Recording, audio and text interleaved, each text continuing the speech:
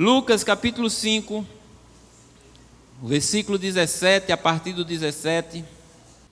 Lucas capítulo 5, a partir do versículo 17. Versículo 17 diz assim: E aconteceu que em um daqueles dias estava, como de costume Jesus sempre fazia, estava ensinando. E estavam ali assentados fariseus e doutores da lei, que tinham vindo de todas as aldeias da Galileia, da Judeia e de Jerusalém. E a virtude do Senhor estava com ele para curar. E eis que uns homens transportaram numa cama um homem que estava paralítico e procuravam fazê-lo entrar e pô-lo diante de Jesus. E não achando por onde o pudesse levar, por causa da multidão, subiram ao telhado e por entre as telhas o baixaram com a cama até ao meio diante de Jesus. E vendo-lhes a fé, Jesus disse ao paralítico: Homem, os teus pecados te são perdoados. E os escribas e os fariseus começaram a razoar ou a pensar, dizendo: Quem é este que diz blasfêmias? Quem pode perdoar pecados, senão Deus? Jesus, porém, conhecendo os seus pensamentos, respondeu e disse-lhes: Que razoais em vosso coração? Ou o que pensais? Qual é o mais fácil dizer? Qual é o mais fácil? Dizer: os teus pecados te são perdoados, ou dizer: levanta-te e anda? Ora, para que saibais que o Filho do Homem tem sobre a terra poder de perdoar pecados, disse ao paralítico: eu te digo, levanta-te, toma a tua cama e vai para a tua casa. E levantando-se logo diante deles, e tomando a cama em que estava deitado, foi para a sua casa, glorificando a Deus. E todos ficaram maravilhados e glorificaram a Deus, e ficaram cheios de temor, dizendo: hoje vimos prodígios. Em outro evangelho diz assim: nunca vimos tal coisa. Irmãos, que Deus, como eu disse no início, que Deus possa falar conosco através de um texto tão conhecido, através de um texto tão lido e pregado, que possa o Senhor tirar as barreiras já do nosso pensamento, daquela ocasião que a gente diz assim: de novo esse texto, que isso possa ser esquecido por nós e que o Senhor encontre espaço em mim e em você, para que dentro de um texto tão simples, a gente possa encontrar o Senhor aqui nas Escrituras e nossa vida ser transformada por esse texto mais uma vez. A palavra de Deus diz que onde houver 2 ou 3 reunidos em seu nome, Ele estará presente, Ele estará no meio, e Ele está no nosso meio justamente para fazer isso, para falar aos nossos corações, através das ministrações que são feitas aqui, através da palavra de Deus que é exposta aqui nesse lugar. É para isso que Deus se faz presente, para nos aperfeiçoar através da sua palavra, para nos confrontar através da sua palavra. Então, por isso que é importante nós estarmos num lugar como esse, onde o povo de Deus se encontra, para expor a palavra de Deus aos nossos corações e nós sermos tocados por ela, em nome de Jesus. Essa foi a minha oração. E eu queria, dentro desse texto, trazer aqui talvez 4 aspectos, ou 4 temas aqui dentro. E eu queria começar por essas pessoas, por esses homens que trouxeram esse paralítico. Às vezes nós costumamos dizer que eram os amigos, né? Os amigos dele trouxeram.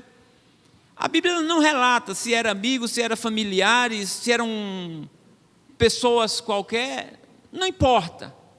Não importa. O que importa era que pessoas, e no Evangelho, talvez de Marcos, diz que eram 4. 4 homens pegaram esse paralítico e conduziram, ou tentavam conduzir esse paralítico até Jesus. E que nós possamos hoje aprender com esse texto, de sermos então essas pessoas que levam outras pessoas à presença de Jesus. Esse é o papel da igreja hoje, é de conduzir as pessoas até Jesus. Esse é o nosso papel, de atrair as pessoas a Jesus. O Senhor diz que nós somos a luz deste mundo, que nós somos sal nesta terra. Então o nosso papel é atrair pessoas, é trazer pessoas à presença do Senhor, colocar essas pessoas aos pés do Senhor, como foi o papel desses homens com esse paralítico. Agora nós podemos ser tanto esses homens, como nós também podemos ser a multidão. Veja que nessa história, tinham pessoas que queriam conduzir outros a Jesus, e nessa mesma história tinha uma multidão que impedia dos necessitados ter um encontro com Jesus. E em várias ocasiões na Bíblia nós percebemos essa multidão. A gente percebe essa multidão na história de Zaqueu, que Zaqueu também queria se encontrar com Jesus, mas havia uma multidão que o impedia. A gente vê também na história daquela mulher do fluxo de sangue, que também queria chegar até Jesus, era uma necessitada, mas também havia o quê? Uma multidão que também impedia daquela mulher chegar até Jesus. A gente vê também na história de Zaqueu, que havia uma multidão, e uma multidão que mandava Zaqueu calar. Em vez de chegar e levar Zaqueu até Jesus, não, a multidão dizia: cala a boca, fica aí, não atrapalha. Então veja que onde Jesus estava sempre havia uma multidão, tinha os seus discípulos e tinha uma multidão. Que o nosso papel seja o papel do discípulo, que o nosso papel seja o papel desses homens aqui, que a gente não sabe quem eram, mas eram pessoas que se preocupavam de levar pessoas necessitadas à presença de Jesus. Para nós não fazermos o papel contrário. Nós cantamos aqui nesse instante, irmão, nós somos felizes porque fui batizado em nome de Jesus, e a palavra de Deus diz que há festa quando isso acontece. Então que nós sejamos os propagadores de festa no céu. Que nós nunca, jamais sejamos a barreira de impedimento que pessoas tenham um encontro com Jesus. Porque à nossa volta existem pessoas necessitadas. E nós, sendo frequentadores de igreja ou membros de igreja, nós podemos ser a barreira que impeça dessas pessoas a adentrar pelas portas. Já pensaram nisso? Já pensaram que eu, ou que nós, no caso, será que eu já pensei que eu possa ser o impedimento de outras pessoas entrar por aquela porta e ter um encontro com Jesus nesse lugar, como eu tive? Porque foi nesse lugar que eu tive um encontro com Jesus. Se houvesse uma barreira ali, irmãos, e eu não pudesse entrar, eu jamais teria conhecido Jesus. Mas eu entrei e eu conheci. Você entrou e você conheceu. Talvez nós rompemos as barreiras como esse paralítico rompeu. Mas tem pessoas que não perseveram. Tem pessoas que quando chegam, que vê a multidão, já vai embora. E aqui não dá não, hoje não tem como entrar, hoje não tem como chegar lá. Mas esses homens que estavam conduzindo esse paralítico, não, eles insistiram: não, aqui não dá, vamos na janela, a janela não dá. Lá no Evangelho de Marcos diz que as janelas, as portas, estavam todas tomadas por pessoas. E eles disseram: não tem um jeito, vamos por cima. E eles foram por cima. Então algumas pessoas perseveram, vai, procuram um local e entram. Mas tem outros que desistem dali mesmo. Quando nós somos a dificuldade, quando nós somos as barreiras. E às vezes nós somos a dificuldade, e a barreira não é ali na porta, irmão. Nós somos a barreira e a dificuldade é no nosso convívio, onde nós vivemos. Às vezes nós somos a dificuldade dentro da nossa casa, da nossa família. Às vezes nós somos a dificuldade no nosso trabalho. Aonde nós trabalhamos, será que a pessoa vai dizer assim, eu tinha vontade de um dia ir na igreja desse irmão? Ou será que a pessoa que trabalha comigo vai dizer, eu jamais quero ir na igreja de um cabra como esse? De um mentiroso, disso, daquilo. Então veja o nosso papel de barreira lá fora, ou de atrair as pessoas a querer um encontro com Cristo. Veja que quando Filipe foi chamar Natanael, Natanael colocou um monte de dificuldades, e Filipe disse, então vem e veja. E Natanael foi, e as barreiras foram derrubadas, quebradas, e ele conhece Jesus através do chamado de Filipe.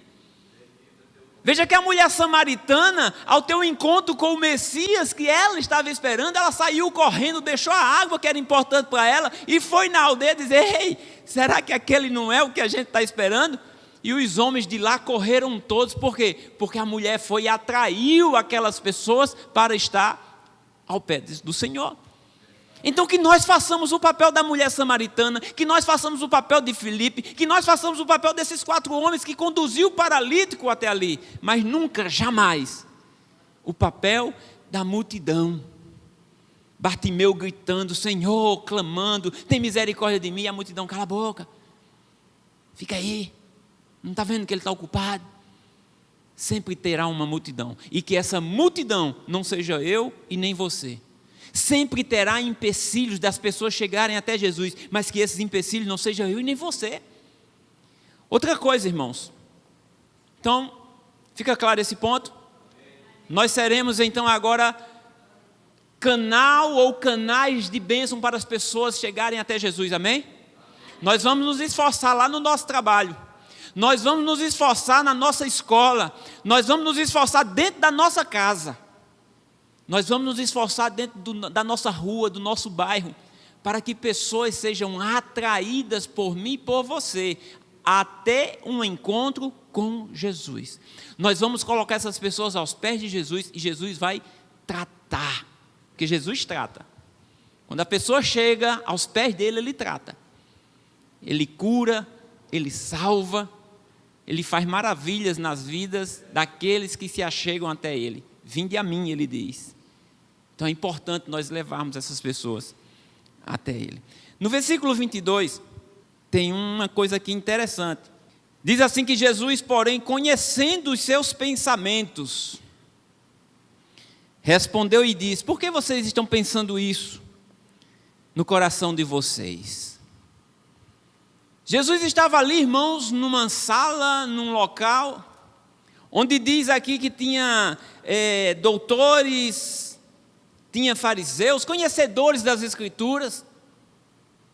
E quando Jesus diz determinada coisa, os doutores, os conhecedores das Escrituras, diz assim, isso é blasfêmia. Pensando, eles não estavam falando em voz alta. Eles estavam pensando, quem esse homem pensa que é para perdoar pecado? Porque só Deus pode perdoar pecado. Os homens estavam pensando isso. E eles não estavam pensando coisa errada, eles estavam pensando porque é escrito assim, que só Deus mesmo pode perdoar pecado. E quando eles pensam isso, Jesus, conhecendo o pensamento, isso quer dizer o quê, irmãos? Que Jesus, ele é onisciente. Jesus, ele sabe e conhece todas as coisas. Ninguém esconde nada dele, nem os nossos pensamentos estão ocultos aos olhos do Senhor.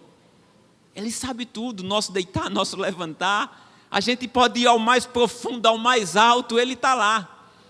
Não tem como. E ele diz, por que vocês estão pensando isso? Então Jesus, ele estava como homem ali na terra, naquele momento. Mas aquele homem, a Bíblia diz que ele era o Deus forte, o Pai da eternidade. Por isso que ele é onisciente, o único que sabe todas as coisas. Ele não é um dos 3 que sabe todas as coisas, porque não tem 3. Ele é o único que sabe todas as coisas. Ele diz, vocês acham que eu não tenho poder para isso? Eu vou provar para vocês que eu tenho poder para isso. Mas antes dele saber do que eles estavam pensando, porque eles pensaram nisso, Porque Jesus, quando viu aquele paralítico descendo ali, na frente dele, diz que ele, vendo a fé daqueles homens, tanto do que soltava ele, como do que estava ali, ele disse assim: os teus pecados estão perdoados. Irmãos, aqueles homens, eles não colocaram aquele paralítico ali para que os pecados deles fossem perdoados. Os pecados daquele paralítico não eram uma preocupação para aquele paralítico e nem para os homens que estavam colocando ele ali, talvez. A preocupação deles era a cura, porque Jesus curava muitos. Não tinha enfermidade a qual Jesus achasse dificuldade em curar. Então esse não era o que eles estavam esperando ouvir de Jesus. Mas eu quero dizer para você que esse é o papel principal de Jesus. É arrancar o pecado. Ele veio para desfazer as obras do diabo. A missão principal de Jesus aqui não foi curar o paralítico e nem abrir os olhos do cego. Essa não foi a missão principal. A missão principal foi desfazer as obras do diabo. Lá em Mateus, no capítulo 1, Mateus capítulo 1, o versículo 21, diz assim, ó: e ela dará à luz um filho, e lhe porás o nome de Jesus, porque ele salvará o seu povo dos seus pecados. Essa era a missão. Jesus, ele veio à terra como um homem para morrer pelos nossos pecados. A expiação, aquele que ia retirar, aquele que ia desfazer as obras do diabo. Então essa é a missão do Cristo, do Cordeiro de Deus, que tira o pecado do mundo. Mas as pessoas procuravam Jesus por várias coisas, assim como nos dias de hoje também. Quando eu entrei pelas portas, irmão, no dia que eu entrei, eu não entrei para que os meus pecados fossem perdoados. Eu não pensava nisso. Eu entrei por outras causas, assim como também talvez a maioria de nós, ou a maioria, se não todos, daqueles que procuram a Jesus. Mas quando nós chegamos aos pés do Senhor, aí nós conhecemos e percebemos que Ele não só quer resolver aquele nosso problema, a qual nós chegamos até Ele, como Ele quer fazer o principal, que é tirar o pecado. Tirar o pecado. Se alguém morre paralítico, se alguém morre com deficiência visual, não vai ser por uma paralisia ou uma deficiência visual ou qualquer outra deficiência que alguém vai deixar de entrar no reino de Deus. Mas se alguém morre com o pecado afasta as pessoas de Deus. Não é a pessoa morrer com câncer, morrer de Covid, morrer com qualquer outra doença, do infarto, sei lá, uma tragédia, um acidente, uma bala perdida, uma bala achada, não sei. Essas coisas, nada disso vai tirar a possibilidade de alguém entrar no reino de Deus. Agora, morrendo por qualquer causa e morrendo com o pecado afasta o ser humano de Deus. É por isso que Jesus Cristo veio. Ele veio para desfazer isso, para tirar o pecado do mundo. Então, quando ele diz para este homem: perdoados estão os vossos pecados, talvez o paralítico tenha um susto, mas aqueles que conheciam as Escrituras, eles dizem: opa, não, esse homem está louco. Esse homem está achando que é Deus, porque só Deus pode perdoar pecados. E aí Jesus diz aquela frase conhecida nossa. No versículo 23, lá de Lucas, no capítulo 5, ele diz assim: qual é mais fácil? Depois dele dizer assim, ó: ei, por que vocês estão pensando isso?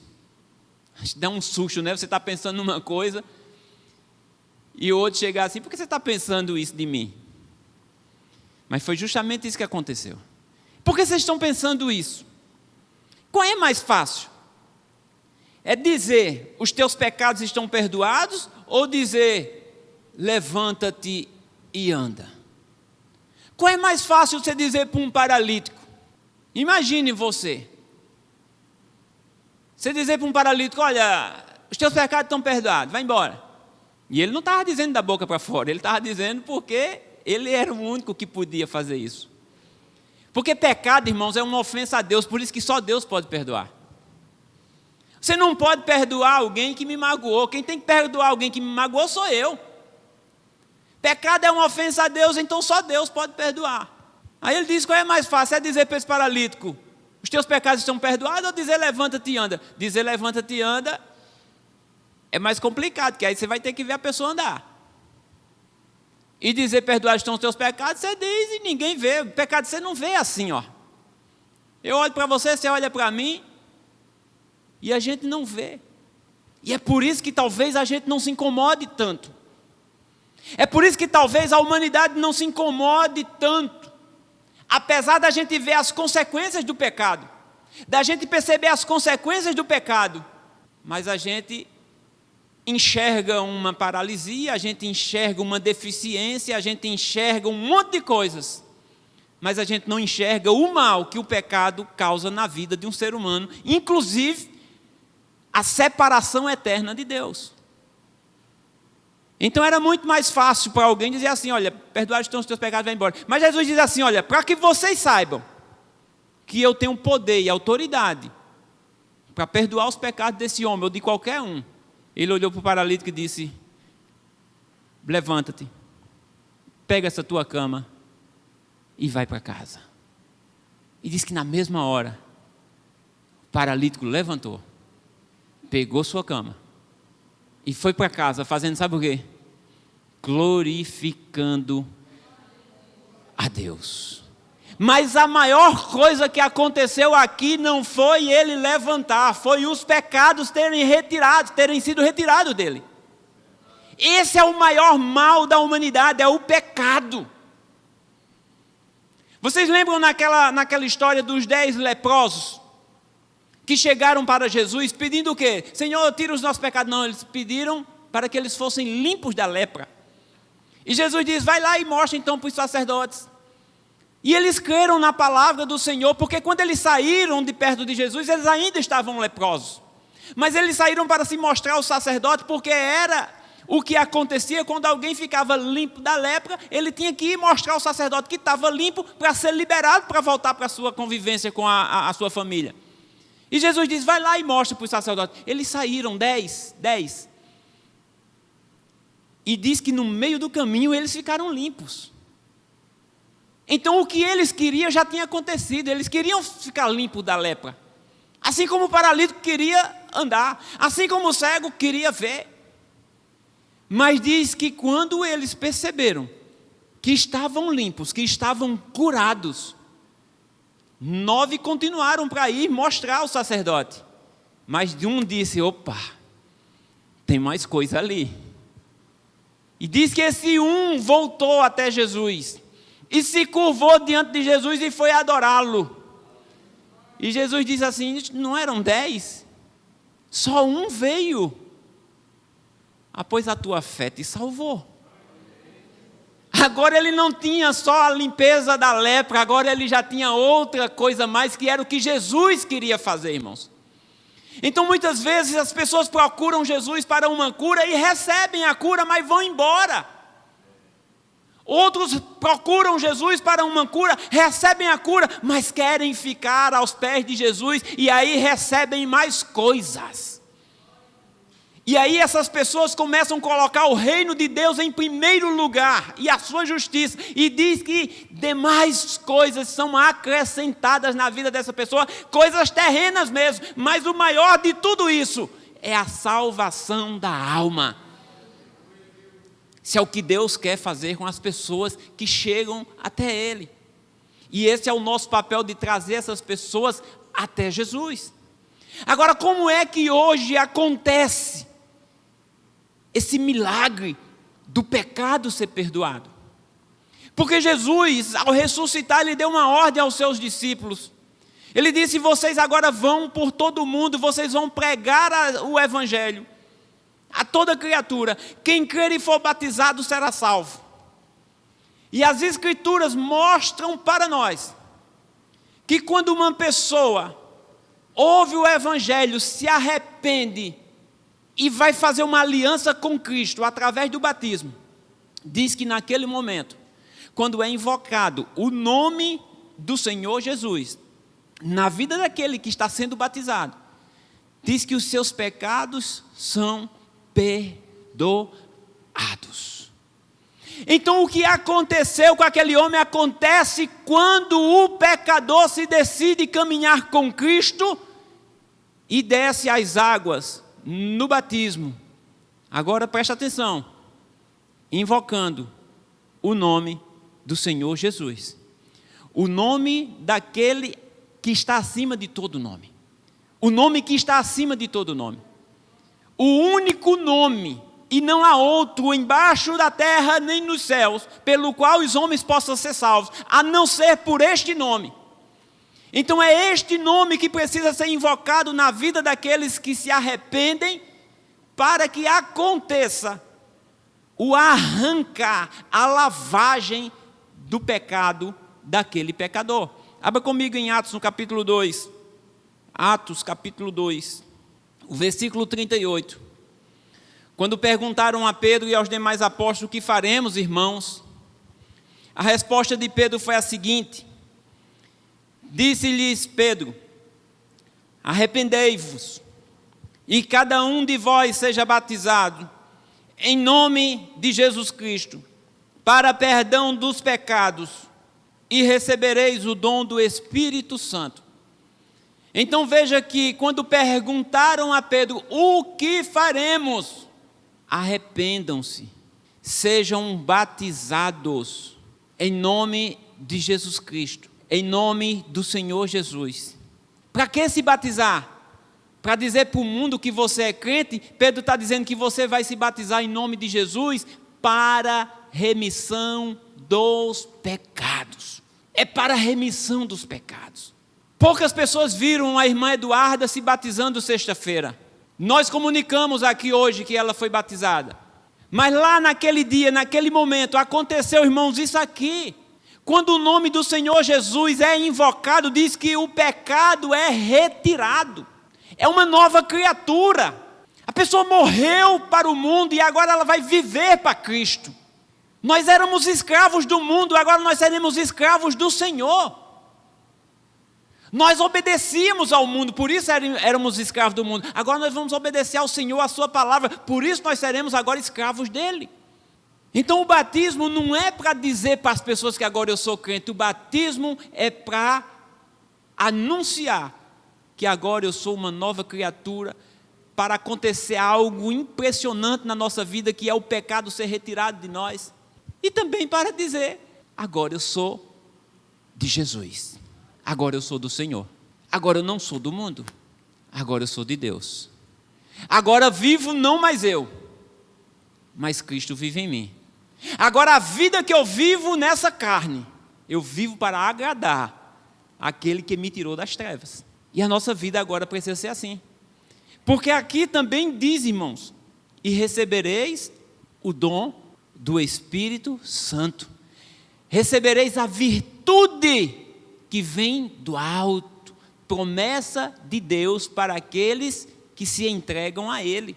E a gente não pode se esquecer disso e parar também somente no batismo.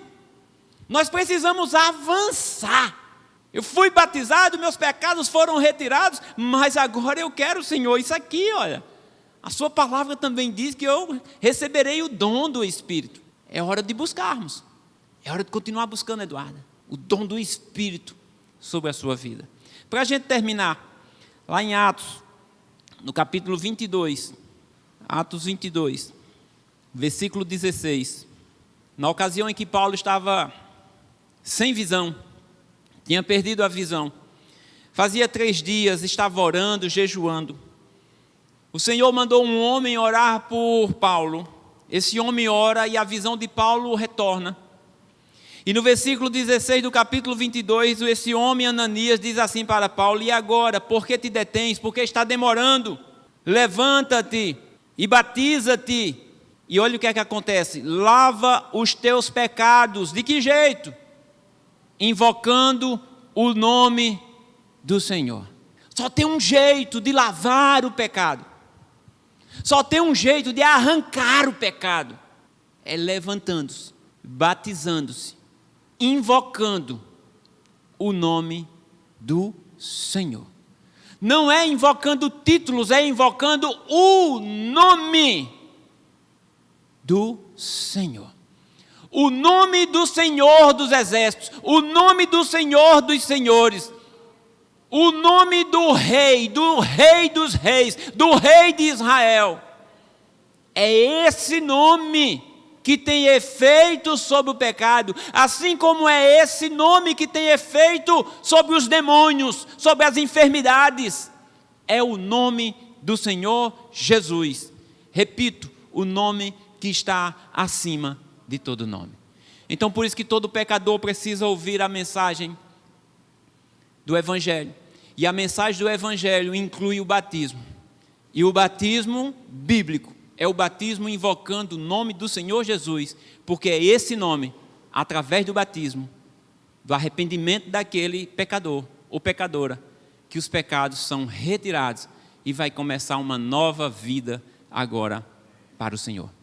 Que Deus abençoe grandemente a sua vida, nossa vida.